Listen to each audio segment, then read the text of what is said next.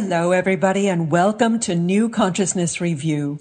I'm Miriam Knight, and joining me today is David Bennett, author of Voyage of Purpose. David had 3 transformative experiences. In 1983, he drowned and had a near-death experience while he was chief engineer of the ocean research vessel Aloha. He experienced a spiritually transformative experience in 1994 when he was meditating in Sedona, Arizona. And then the third time was in November 2000 when David was diagnosed with stage 4 lung cancer that had metastasized into the spine, causing it to collapse. David has been in remission for 10 years now. He's retired, and his passion includes working with people who have had these experiences and also cancer survivors, helping them to integrate their transformative experiences. He writes every day for blogs, magazines, and social media under the name Dharma Talks. Welcome, David. I'm so delighted to have this opportunity to talk with you. Thank you, Miriam. It's great to be here. Well, you know, everybody is so fascinated with the stories of near-death experiences. And when you hear it firsthand from somebody who was, not a particularly spiritual person before all of this happened, they're so fascinated, including me. Now, what do most people want to hear about when they ask you about your near-death experience? Most people are interested in what was it like? What happened, the actual near-death experience. And many are fascinated with the light, because the light is so much more than just a light that we're used to, the sun, lights in our environment. It was alive. To me, it felt like millions of fragments of light. It also felt, because it's not just a visual, it's also a feeling. It's so much larger than us. It exudes love and compassion. It's breathing, it's living, and it's moving. And it looked like a million of fragments, and I always relate it to all the souls that ever were and all the souls that ever will be. That sort of thing. That's pretty overwhelming. It's interesting that in the past week, I would say, past 2 weeks, I have heard a similar description from 2 very respected people, from Drunvalo Melchizedek and from Meg Blackburn-Losey, both of them saying that it is all light.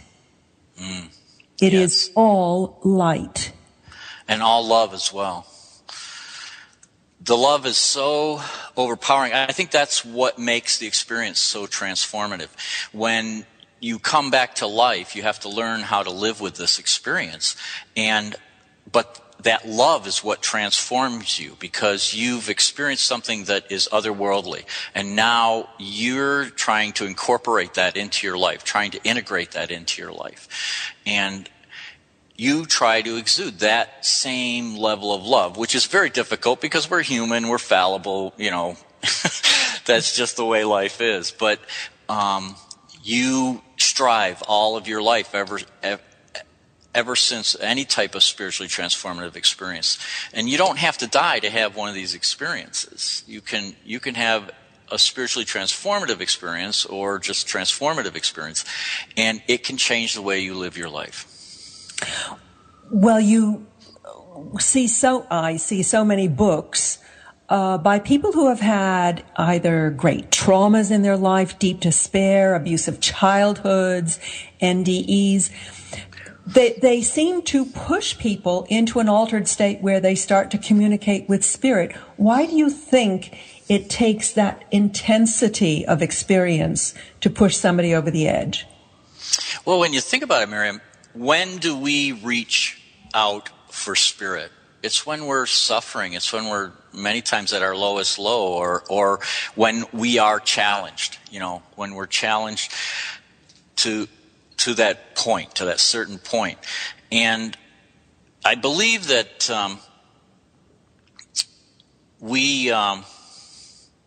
our consciousness lives on in such a pure form that we finally, when we're pushed to that point, we can finally touch it and we can finally see our whole being, our true being.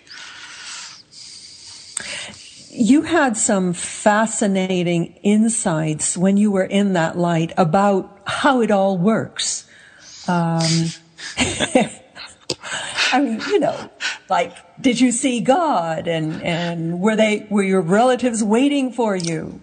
Actually, yes, but not like relatives that had lived this life with me here. I met light beings, but when I came into the light, these were like fragments of light that broke away and greeted me and welcomed me home. I'd had a pretty messed up life prior to. I didn't have a sense of family. And I suddenly knew these light beings. I knew them. I recognized them as my family, and they were welcoming me home. And in fact, I get a little choked up just thinking about it. But they spoke to me, and they greeted me, and they actually went through a life review with me, these light beings. It was... And besides the love, the life review was, I would say, is the second most transformative part of my experience. Mm-hmm. Because in the life review, you look so close at your life. My soul family and I experienced my entire life from the point of view of everyone I'd ever interacted with. So it wasn't just my experience. I got to feel my experience whenever I interacted with someone else. And I got to feel their passion. I got to feel what they experienced. So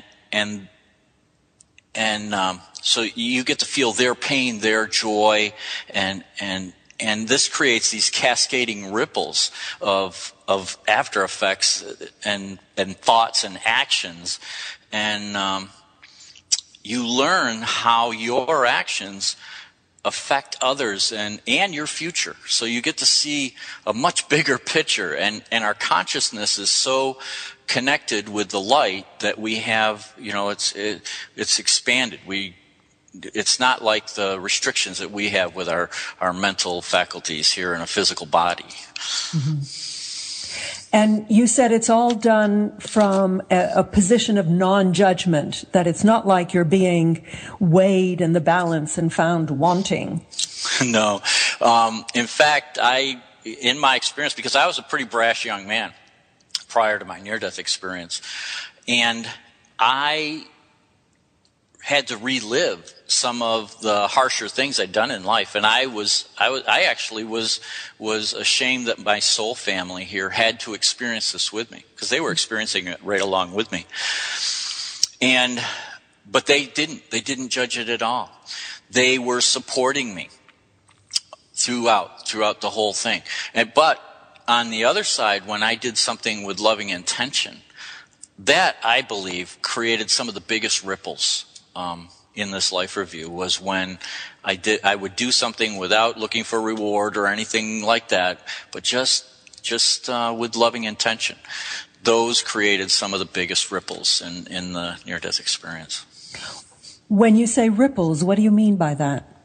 Well, every time we interact with each other, we create kind of like a conscious action is created within our spheres, within our circles, and that sort of thing. And so these ripple out, just like whenever there's an action of a drop in a pond, it ripples out. The energy moves outward. And so whenever we interact, and especially when we interact with passion, it seemed like the more passion behind our actions, the larger the ripples. So if we were very passionate in a loving intention way, it would create bigger after effects. But same thing if we did it in a more hateful way, with passion behind that, it would drive the intensity even more. So clearly you believe that there is an afterlife, that we persist beyond this mortal incarnation. Yeah, most definitely. Our consciousness lives on in a purer form. It's more expansive, and we're liberated from this physical form. Because this life, in fact, coming back to my body, I couldn't figure out how this light being, this expansive me, was going to fit in that little body of flesh and bone. In fact, I was a bit mystified by it until I actually entered my body.